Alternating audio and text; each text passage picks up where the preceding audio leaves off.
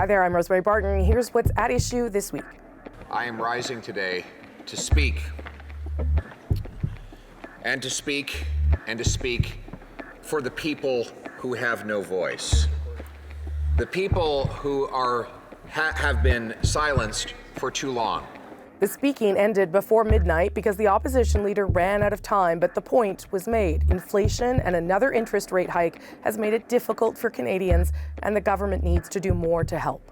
Yesterday I spoke for 4 hours to stop the inflationary tax hiking Trudeau budget.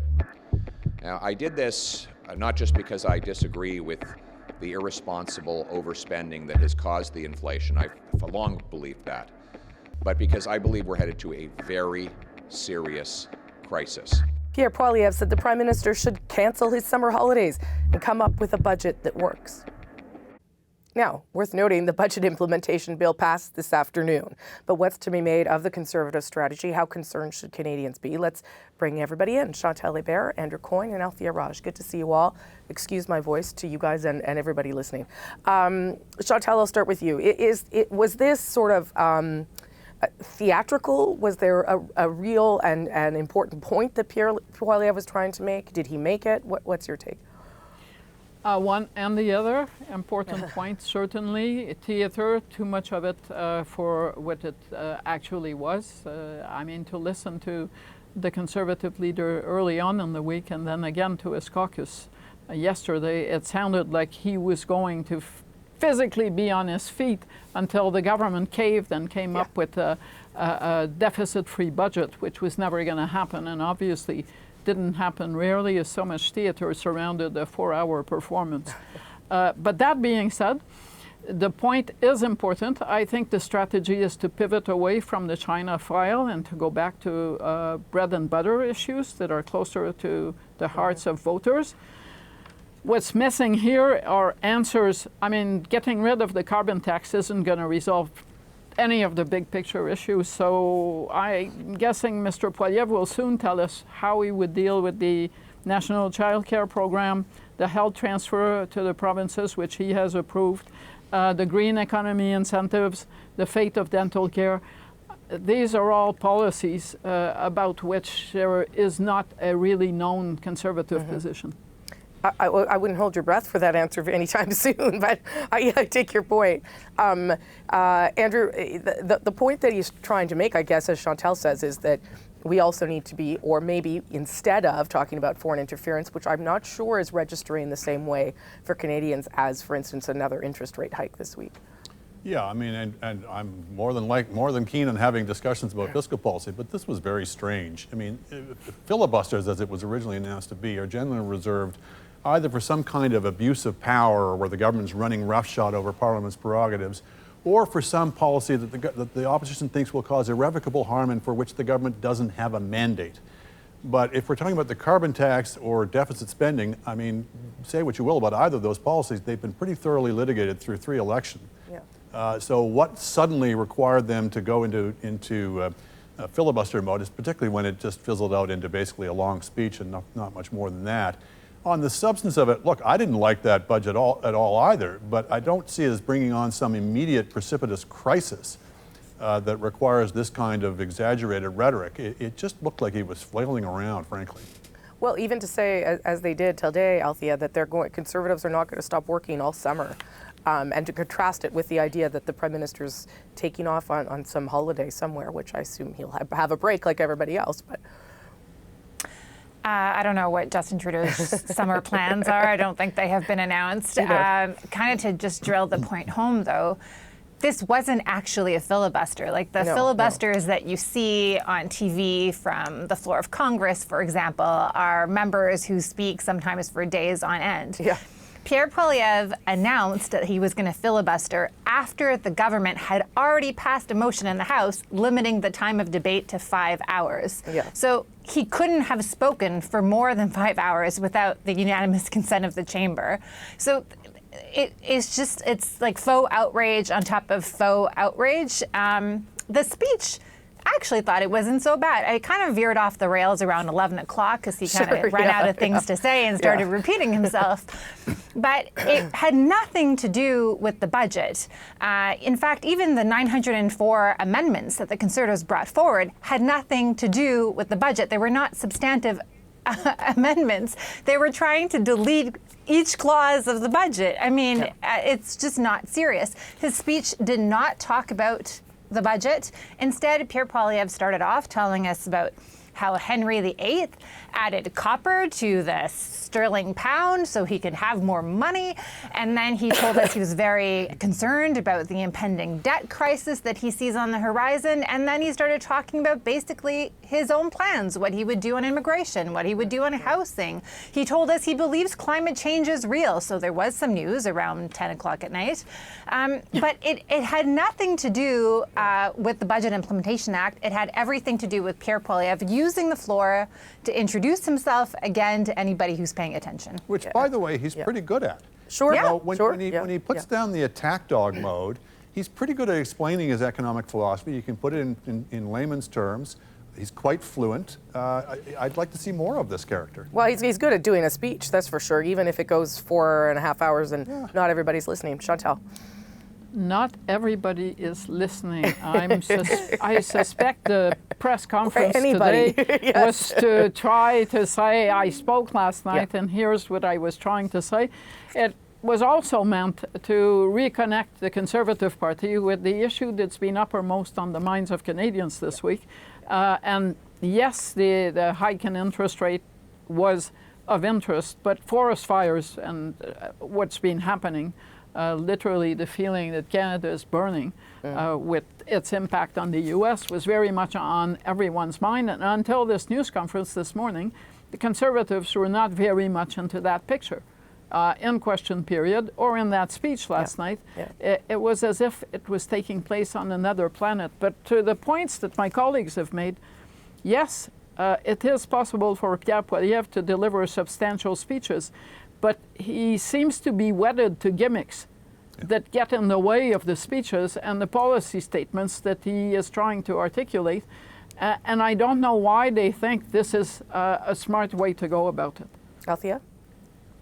Yeah, that's true. But I mean, I think it is, he's still trying to introduce himself. The polls in Quebec show as Chantal pointed out last week, is not doing so great.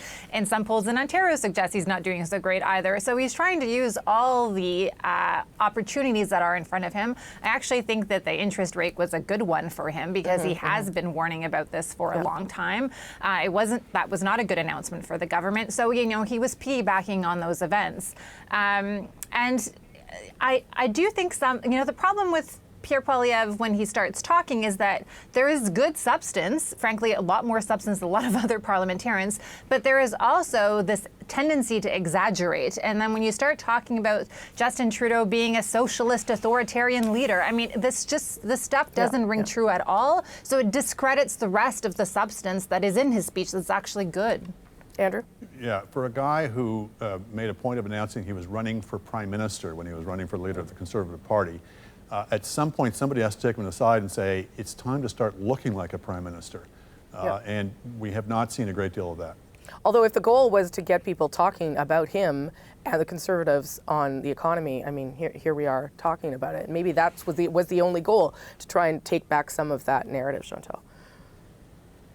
Maybe so, but it would be possible to have that conversation and say, here is an aspiring prime minister delivering a serious speech. You would have to take away all the bluster and frankly, the over-the-top assertions that surrounded it, including the fact that he is demanding that the budget be scrapped and that it be rewritten with the Conservatives. Who needs that? I mean, how credible does that make him look? It doesn't.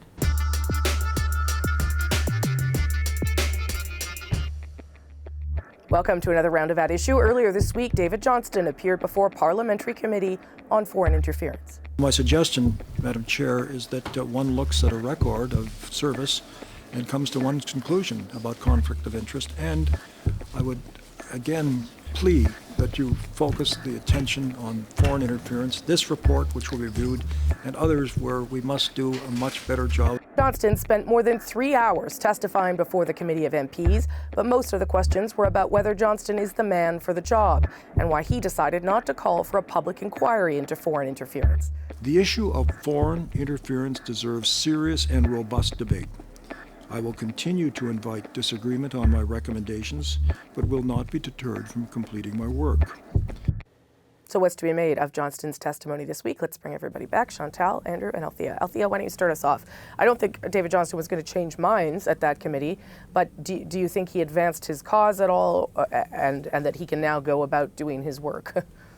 No, in fact, I think he hurt his cause. And I want to say, like, it started off where you, like, personally feel bad for David Johnston, like, watching this. Like, it felt very aggressive, and you had, especially Conservative members, kind of badgering a senior citizen. But when he started opening his mouth, yeah, 3 points.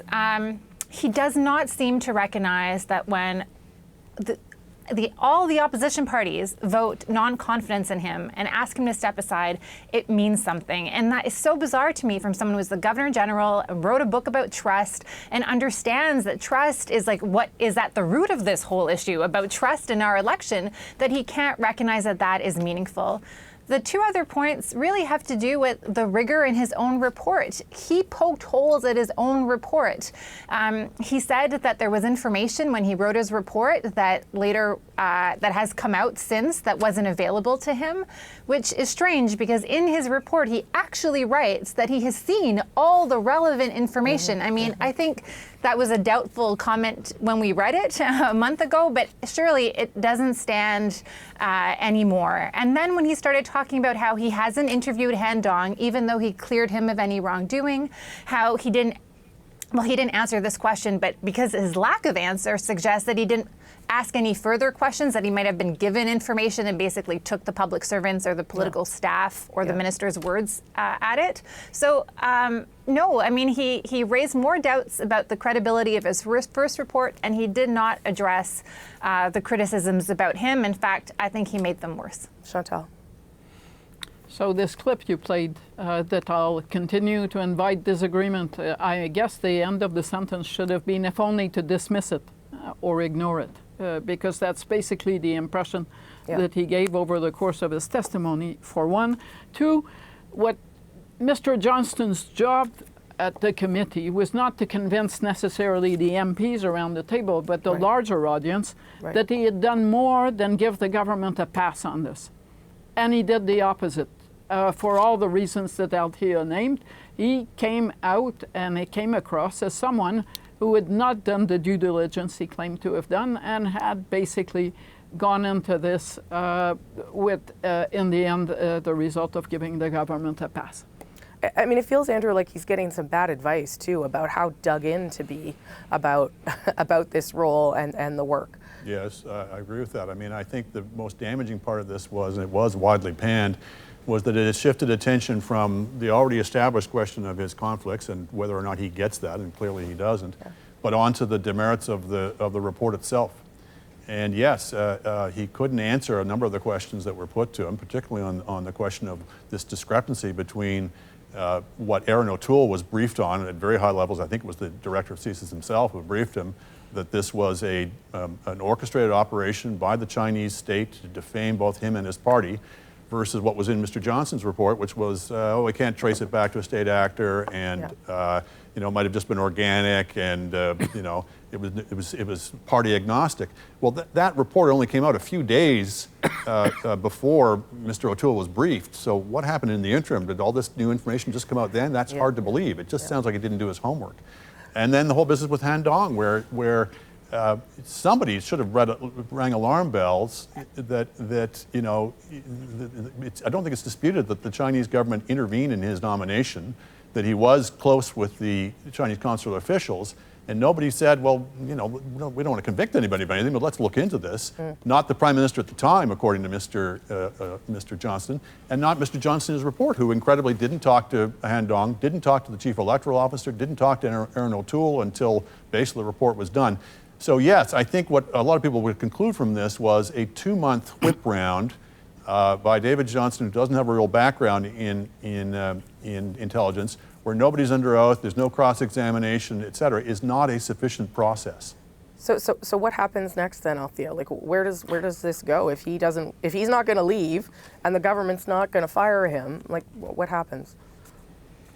Well, I mean, I wonder if the government's going to fire him, because really the ball is in their court, right? He does not want to leave. He has announced to us this week that he plans to start holding public hearings as early as next month. Yeah. And so the government has to decide whether or not they want to have Mr. Johnston engage in this process. I mean, I think, if I was in their shoes, you have to think this process through, right? I don't think the Conservative Party actually wants to play ball, but let's say that they are an engaged partner. Who would take on this job, whether it is a judicial inquiry or it is this renewed public process? If you get rid of David Johnston, who's going to say yes? Yeah. Who has the credibility and the approval of all the parties to take this on? That, in my mind, is a pretty monumental task, especially having seen what has gone through with David Johnston and how he's been attacked. Well, but let's remember how that came to be, though. Chantal. Let's remember how that came to be. The onus was on the Prime Minister, in my opinion, to reach out to the opposition leaders. He should have started by saying, we're going to choose, they should have gone to a public inquiry, we're going to choose whoever it is together. Now, if Pierre Poilievre or whoever else wanted to play silly nonsense around that, they would look the bad one. But the onus was on the Prime Minister to initiate the process. Instead, what he did was he chose somebody unilaterally, basically over the objections of the opposition. Was there that climate, though, for that? I don't know at the time when it happened. But anyway, Chantal, go ahead. It's too late to say whatever David Johnston wants to do, somebody else will do who doesn't stand or has not been rebuked by Parliament. Yeah. At this point, the government has to be looking at holding a public inquiry. And yes, I do believe that there are people who are competent to run such an inquiry that could be agreeable to all parties in the House of Commons. But the government, I think, will be inclined to let this slide, thinking it's summer. Yeah. This has not really had that much traction with the public. So let's just let sleeping dog lies and see where we're at in the fall. I'm not saying that's the right course, but I think that's where it's, for them, the path of least resistance by now. Okay, that was a good conversation. Thank you all. We'll leave it there. Before we go, be sure to subscribe to At Issue, the podcast, for extra content, including the panel's take on the Prime Minister's response to the wildfires. Listen to that conversation on any major podcast app, our website, cbcnews.ca/thenational.